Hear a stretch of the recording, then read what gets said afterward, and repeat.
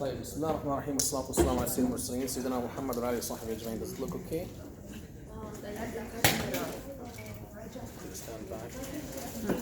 This is better. No, you're good. Yeah, I can. Oh, this is okay? No, you have to go backwards. Yeah, like this. And then stand like this. Or maybe we can move it backward, yes.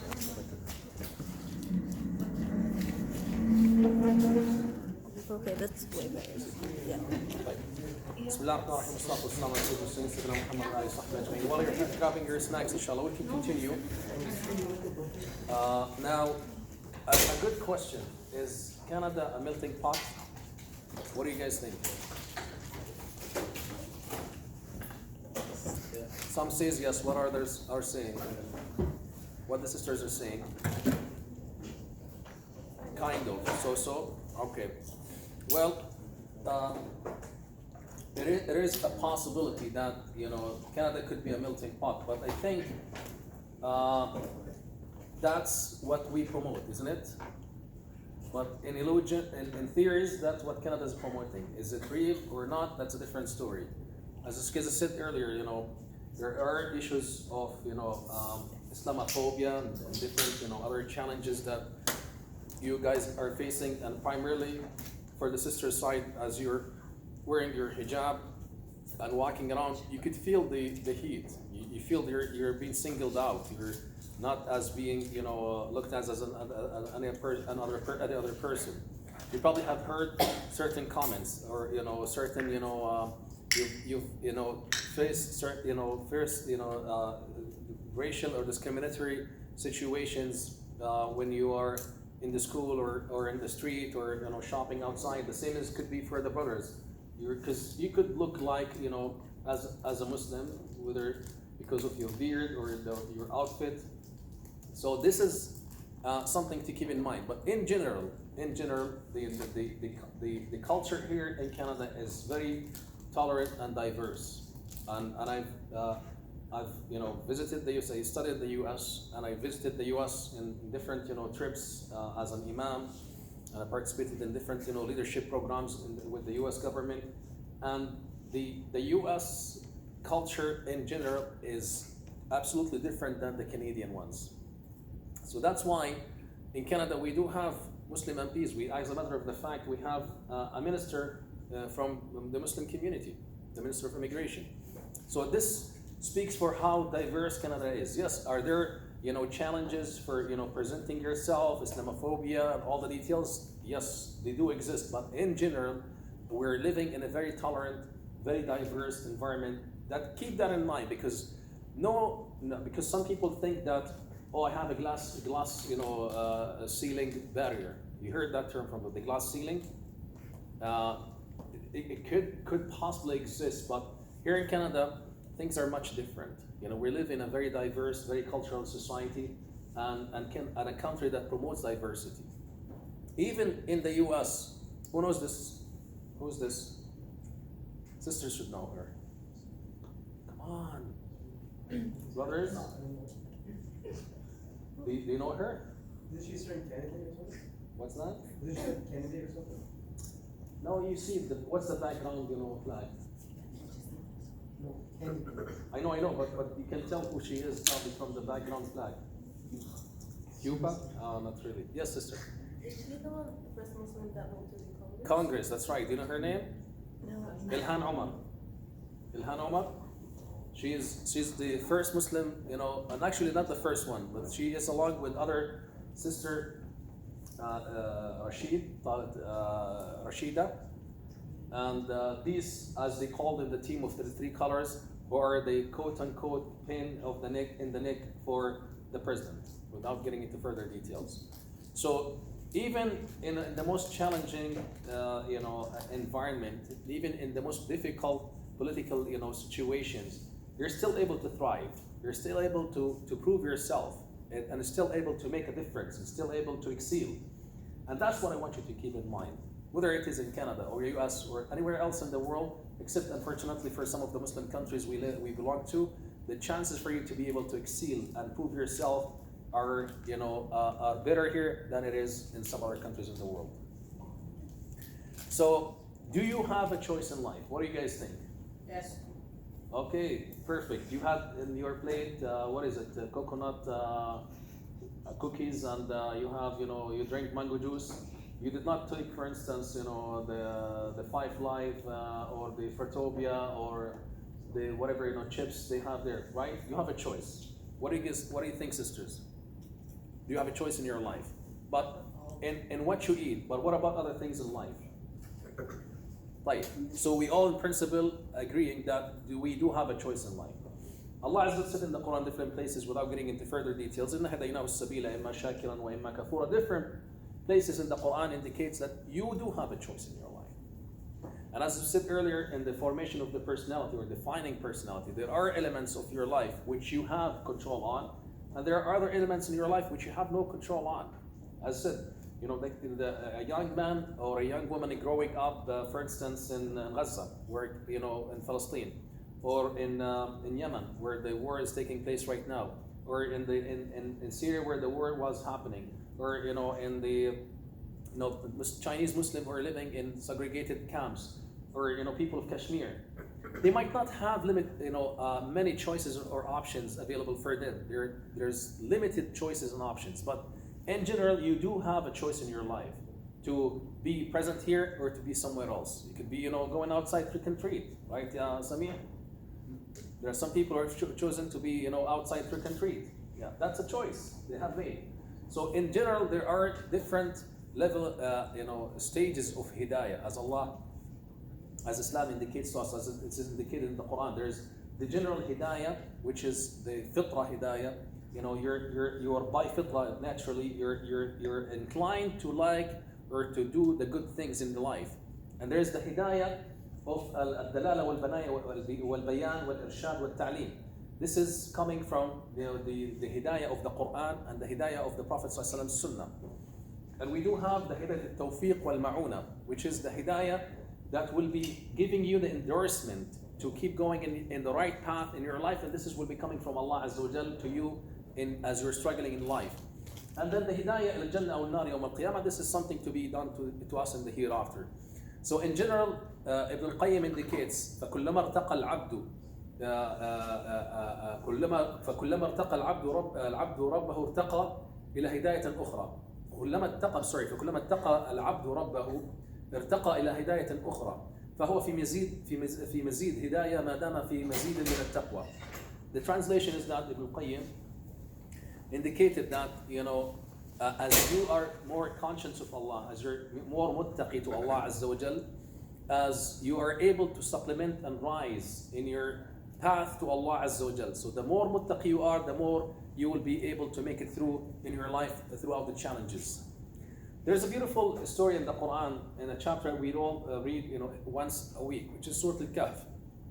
And Allah Azza wa Jal speaks about this concept, إِنَّهُمْ فِتْيَةٌ آمَنُوا بِرَبِّهِمْ وَزِدْنَاهُمْ هُدًى وَرَبَطْنَا عَلَى قُلُوبِهِمْ إِذْ قَامُوا فَقَالُوا رَبُّنَا رَبُّ السَّمَاوَاتِ وَالْأَرْضِ لَن نَّدْعُوَ مِن دُونِهِ إِلَٰهًا لَقَدْ قُلْنَا إِذًا شَطَطًا. So this is a group of teens, and because fitya in the Arabic language means young people. First of all, آمَنُوا بِرَبِّهِمْ. They start by having the iman. وَإِنَّهُمْ فِتْيَةٌ آمَنُوا بِرَبِّهِمْ وَزِدْنَاهُمْ هُدًى. The second thing that Allah Azza gave to them after they started with the hidayah is Allah Azza tightened on their hearts. وَرَبَطْنَا عَلَى قُلُوبِهِمْ. And وَزِدْنَاهُمْ هُدًى. Allah increased their guidance. وَرَبَطْنَا عَلى قُلُوبِهِمْ. And then after that, give them the strength to be able to stand up and face the challenges that they faced in the Quran and in their time, so that their challenge and their story will be documented in the Quran that will be recited until the day of judgment. So there are people who live in life who leave no marks behind them. If you look into the books of history, you will find that from every cohort or every stage in the history of a human life, there are a few individuals who leave marks behind them, and there are millions or maybe billions who have lived and died and no one knew about them. They could have been people who were rich, by the way. It could have been they could have been people who were famous in their communities. but they did not leave, marks that are, sufficient enough or good enough for people to remember. But so when you think of your life, what I am leaving behind as a person after a long life, or even not necessarily a long life, even my present life, what could I do? These are young people. They're young people. As I said, Allah just said fitya. So how many of you know this the story of the king and the boy, which is mentioned in the Quran, right? وَالسَّمَاءِ ذَاتِ الْبُرُوجِ وَالْيَوْمِ الْمَوْعُودِ وَشَاهِدٍ وَمَشْهُودٍ. This speaks about the story of the king and the boy, a boy and a king. Because of what the boy did, Allah Azza wa Jalla documented also his story in the Quran in a book that will be recited until the day of judgment. So think, age is irrelevant. What matters the most is what you have inside your heart and how much you act in what you have in your heart, in your life, and sacrifice for it. So Allah Azza wa Jalla, said that, indicated this fact to us in the Quran, that it starts by you. It starts by you having the iman, the belief in Allah Azza wa Jalla, and taking actions into acting upon this iman, and then eventually Allah Azza wa Jalla will be paving the road for you and giving you the guidance. So in other words, life is a journey. You're taking a journey towards improving and supplementing in your life until you get to the top, which is to reach al-nafs al-mutma'inna. And in this regard, Allah Azza wa Jalla, and oh my gosh,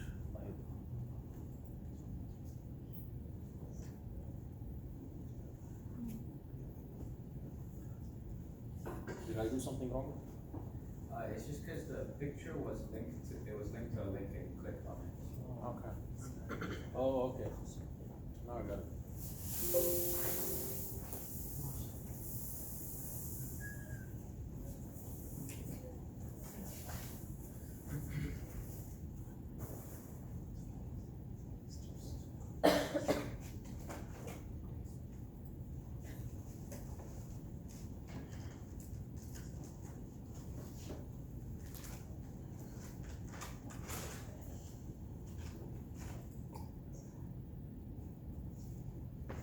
So your aim and strive is to make it to the top, to be from al-nafs al-mutma'inna, satisfied nafs, satisfied ruh.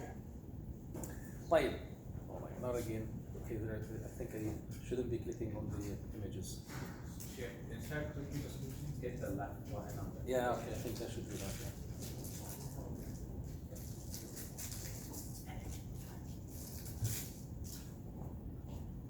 Okay, I'll be more careful inshallah next time.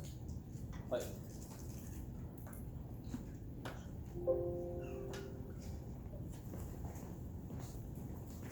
Okay. So Quran describes for us different types of personalities. And this is also, by the way, proven scientifically that people come up, in different personalities. وَلَقَدْ وَرَثْنَا الْكِتَابَ الَّذِينَ اصْطَفَيْنَا مِنْ عِبَادِنَا فَمِنْهُمْ ظَالِمٌ لِنَفْسِهِ وَمِنْهُمْ مُقْتَصِدٌ وَمِنْهُمْ سَابِقٌ بِالْخَيْرَاتِ بِإِذْنِ اللَّهِ. So people, generally speaking, categorize into 4 different categories. It could be more than this. The Quran actually talks about four different categories, not 3. In the Quran, Allah Azza wa Jalla introduces to us 3 different categories, but the 4th category is embedded somewhere in the Quran in Surah Al-Hajj. For instance, this is in Surah Al-Furqan. Allah Azza wa Jalla says, we have given the book to those whom we have selected from our servants. Think of it this way. ثُمَّ أَوْرَثْنَا الْكِتَابَ الَّذِينَ اصْطَفَيْنَا مِنْ عِبَادِنَا. We have inherited the book to those whom we have selected from our servants. First of all, you're being selected. That Allah Azza wa Jalla have sent to you the Quran. You're being chosen, in other words. There are other people on earth who are not Muslims by faith. And from those people whom Allah Azza wa Jalla have blessed to be Muslim, born to a Muslim family, or have chosen their path to come to the deen of Allah Azza wa Jalla, are being selected by Allah Azza wa Jalla. And on top of all that, Allah Azza wa Jalla have given you a special gift, which is the Quran. And based on the interaction with the Quran, Allah Azza wa Jalla said that we are in 3 different categories. فَمِنْهُمْ ظَالِمٌ لِنَفْسِهِ, unjust to themselves, wrongdoer to themselves. وَمِنْهُمْ مُقْتَصِدٌ, there are those who are very on the edge with their moderate in their interaction with the Quran, and there are those who are سَابِقٌ بِالْخَيْرَاتِ, pioneers in their approach and their interaction with the Quran. Okay, exactly. So the ظالم في نفسه لنفسه are those who are, mutajabbir, either, tyrant, aggressive, wrongdoer to themselves, or it could be a person who is imma. The Prophet ﷺ said, خياركم في الإسلام خياركم في الجاهلية. خياركم في الجاهلية خياركم في الإسلام. Why I'm saying this? Because does anyone know about the story of Islam to Umar al-Khattab? Quickly, because we have, limited time. So what do you think of, can you say a little bit about that? About how he converted, right? How he converted, yes. Yeah. Didn't he find out like he wanted to, he was looking, people told him that His sister converted and he was so angry. Yeah. Umar al-Khattab was very tough. Even before Islam, he's known to be a tough person.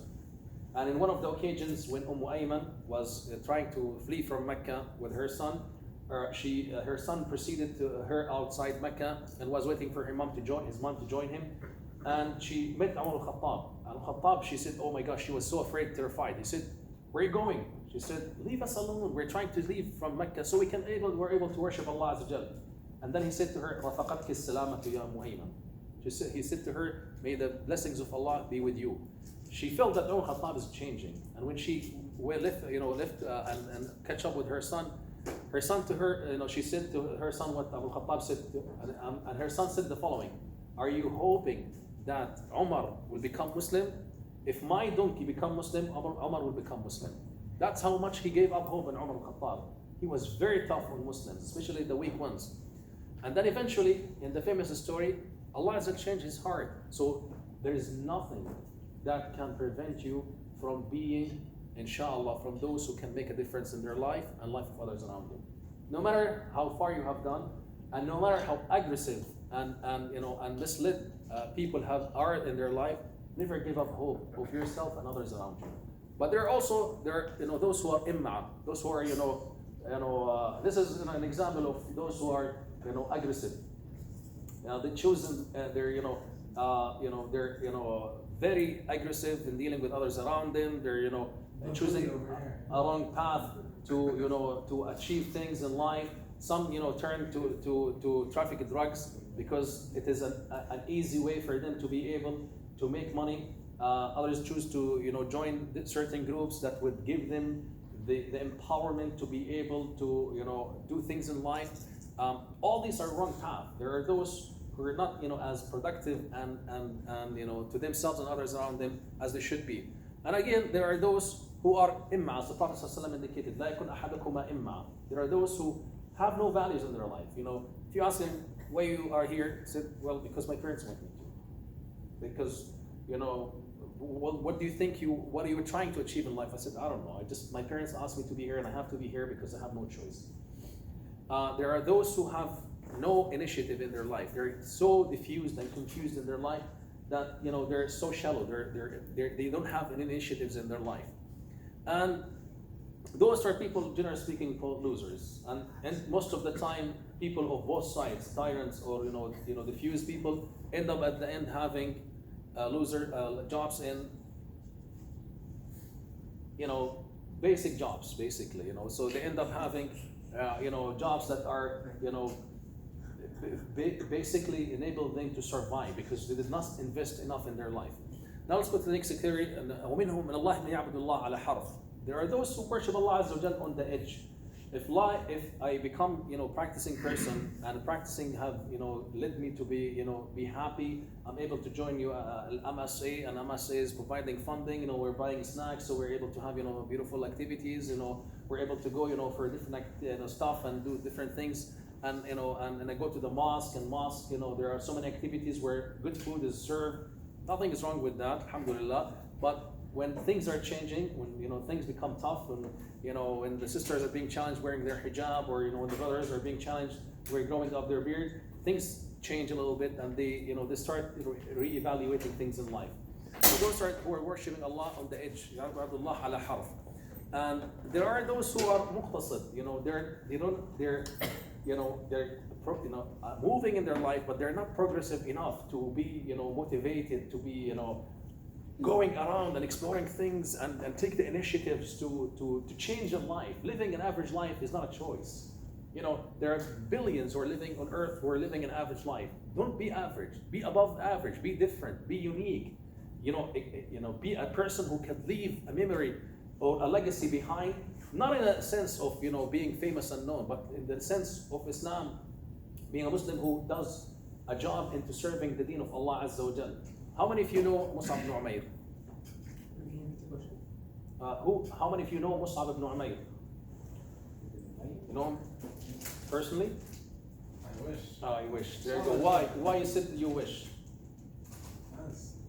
Mus'ab ibn Umayr was a young man in Mecca who was, a child of a very rich woman, and he had everything a young man could wish for in life at that time. He had a camel with two humps, air conditioning, keyless entry, goes from 0 to 60 only within 5 minutes. So everything a young man wished for in Mecca, Mus'ab ibn Umayr had it. They say, people used to tell if Mus'ab was walking in the street because of the perfume smell. He used to wear perfume that stays for a long time. After he became Muslim, he left everything and he came to Allah Azza wa Jal. To the point, the Prophet ﷺ chose him to be the first ambassador of Islam to Medina. And because of Mus'ab ibn Umayr's hard work, he paved the road to the Prophet ﷺ and the Sahaba to migrate from Mecca to Medina. Now the Prophet ﷺ came to Medina and saw Mus'ab, he cried. He said, "What makes you cry, Rasulullah?" He said, "I saw Mus'ab ibn Umayr in Mecca, dressed in fancy clothes, living a very comfortable life. And look at him right now. He is wearing very, harsh clothes, and his skin is peeling off as a result of the harsh, environment he's living in." This is what Mus'ab ibn Umayr is. He was a young man. He gave up everything, but he lived and he gained everything in his life and in his way to Allah Azza wa Jal. Let's move on, inshallah. And there are those who are active, searching for the truth. They're always, going online, searching for, different ideas, searching for different, issues, and exploring, attending different halaqah, taking the initiative, not because, that their parents are pushing them but because they want to learn the Quran. They want to know the seerah. They want to understand how I can apply Quran in my life. How could I be a different person? What Quran is all about? Is it only about reciting, verses, or is it about, being a person who is interacting with Quran in life? So those are people would normally be reaching. This is a stage that comes before the achieved personality, or an-nafs al-mutma'inna, which I call it. And once you are in this stage, in the stage of being in the an-nafs al-mutma'inna, then you feel that you know what you need in life. Once we had a camp for young brothers, and I said to people, what would you like to do in your life? Like, what are your goals in life? And only one person in a group of 20 to 25 people, one person only came forward and he said, "I am in high school right now. My goal is to finish high school, go to university, finish political science, and then get a master's of degree in law, in international law." I said, "Subhanallah." He knows what he wants to get in life. So ask yourself, what do I want to achieve in life? Let me explain for you frankly. Getting a job, or getting married afterwards, and having children, and driving a nice car, or living in a fancy house is not a goal. It comes naturally. If Allah had chosen for you and allocated for you your rizq to be able to enjoy these things in life, you'll enjoy it. These are not goals in life. Trust me, I'm talking from experience. I'm triple the age of yours. And these things come naturally in life. Khalas, they by default, if Allah doesn't have a rizq for you, you will have it, you will enjoy it. But what are you getting out of your life? When the time comes for you and you will be leaving dunya, what you will feel that you're happy with, that you have achieved, you will meet Allah Azza wa with. What's your contribution to the deen of Allah Azza wa, to changing the conditions of the Muslim community, the Muslim ummah in general? Because right now we're living in a very difficult time as an ummah. So what are my contribution? What could I do to the deen of Allah Azza wa?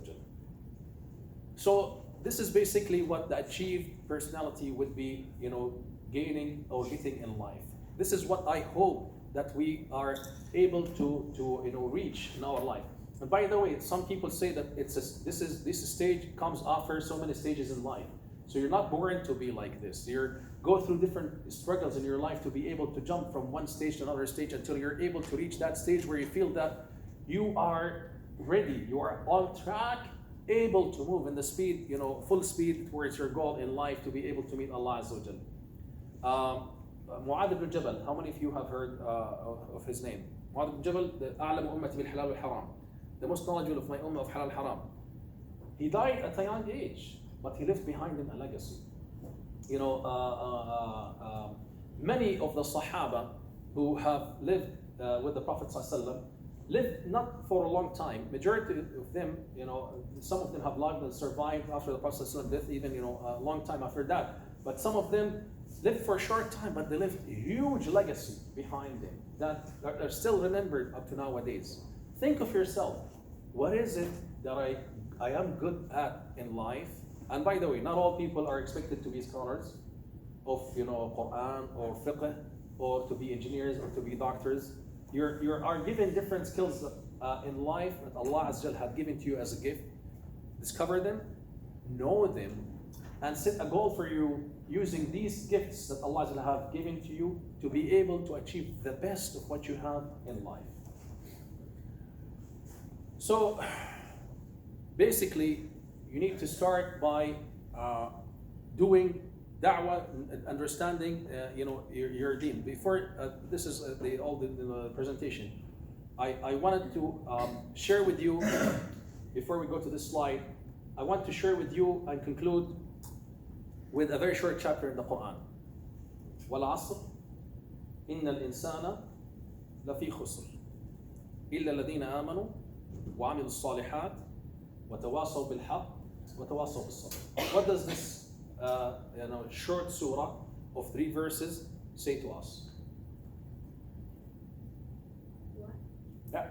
I swear by time that back Good. then in laws, Except except for those who perform salah and meditation.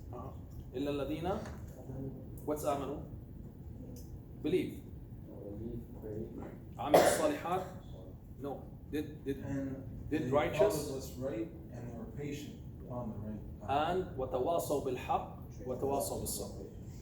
Al-Shafi'i said that this is a surah that is so sufficient that if only Quran, from the Quran, that this surah was revealed, would be sufficient enough for people to make their way to Allah Azza wa Jal.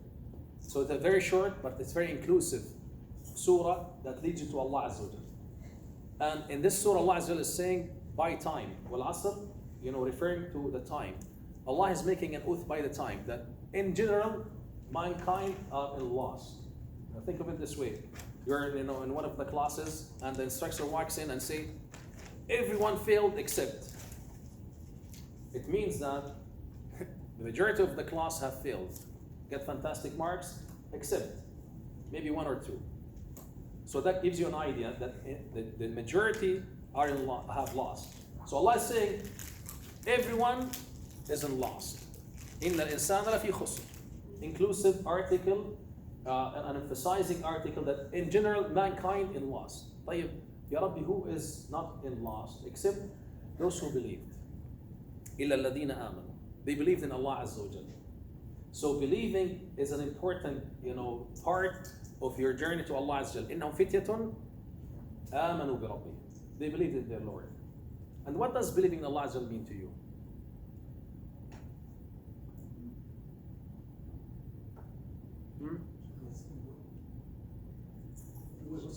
What's believing in Allah Azza wa Jal mean to you? Yeah. Right. That's an action. But what does it believe in Allah Azza wa Jal? وَلَئِنْ سَأَلْتَهُمْ مَنْ خَلَقَ السَّمَاوَاتِ وَالْأَرْضِ لَيَقُولُونَ اللَّهُ. Yes? Singling him out and worship and what's halal and what's haram, how you live your life according to what He's given you. Allah says in the Quran, وَلَئِنْ سَأَلْتُمْ, yeah. Yeah, making dua, and then even if something bad happens to us, we should do sabr and wait, because everything happens for طيب. Yeah. Allah Azza wa Jal says, ليس البر أن تولوا وجوهكم قبل المشرق والمغرب ولكن البر من آمن بالله واليوم الآخر والملائكة والكتاب والنبيين وآتى المال على حبه ذوي القربى واليتامى والمساكين وابن السبيل والسائلين وفي الرقاب وأقام الصلاة وآتى الزكاة والموفون بعهدهم إذا عاهدوا والصابرون والصابرين في البأساء والضراء وحين البأس أولئك الذين صدقوا وأولئك هم المتقون. In the hadith, long hadith, we know that when the Jibreel came to teach the Prophet ﷺ, said to him, أخبرني عن الإيمان. First, أخبرني عن الإسلام, and then أخبرني عن الإيمان. So he said to him, الإيمان أن تؤمن بالله ورسله وكتبه وملائكته وكتبه ورسله واليوم الآخر والقدر خيره وشره.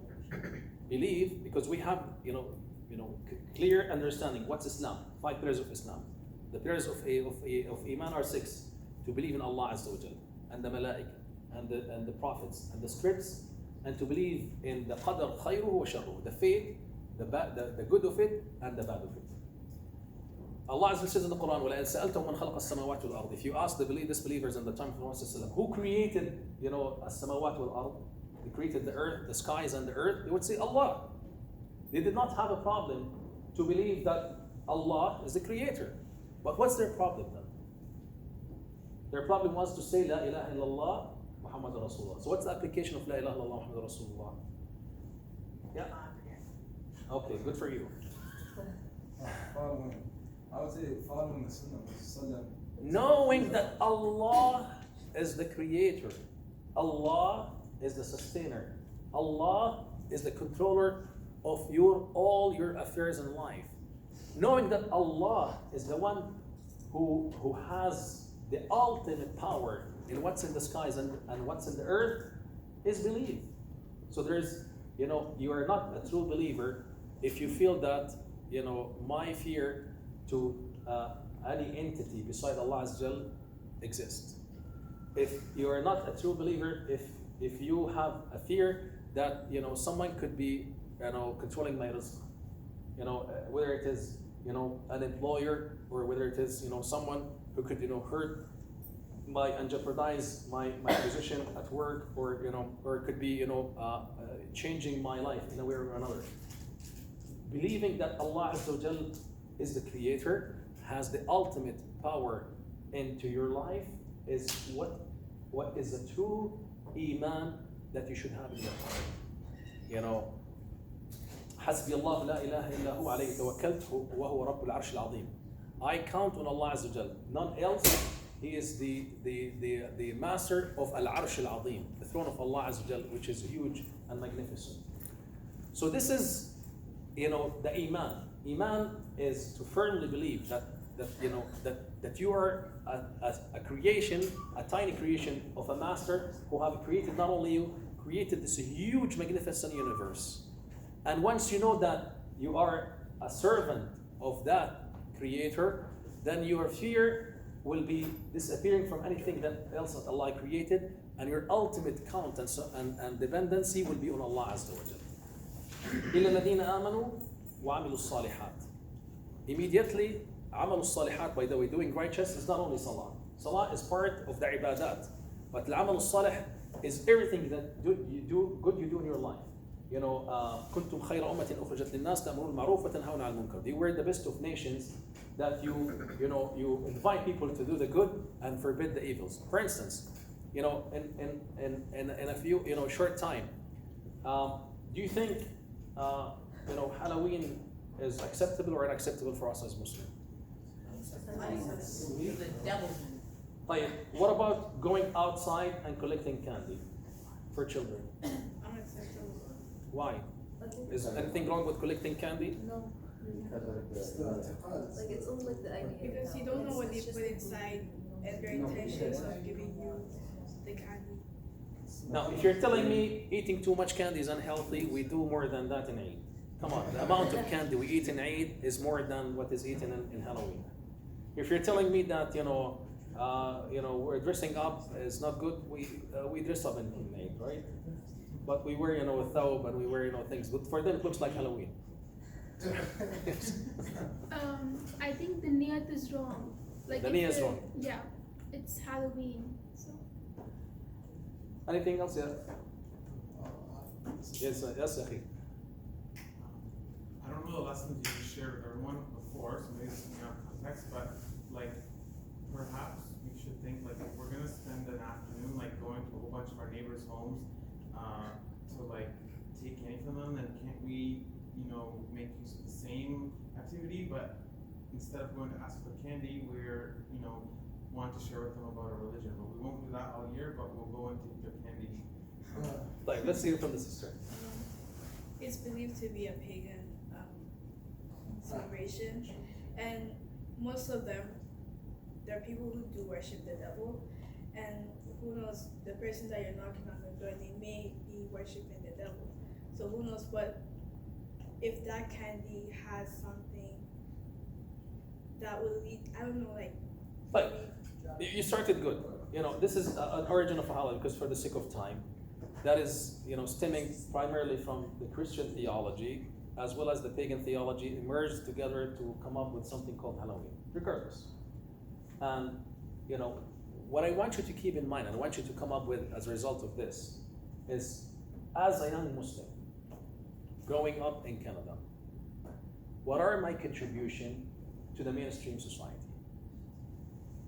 You're not only here living in Canada to eat and sleep, and as I said again, to get a good job at the end of your school work.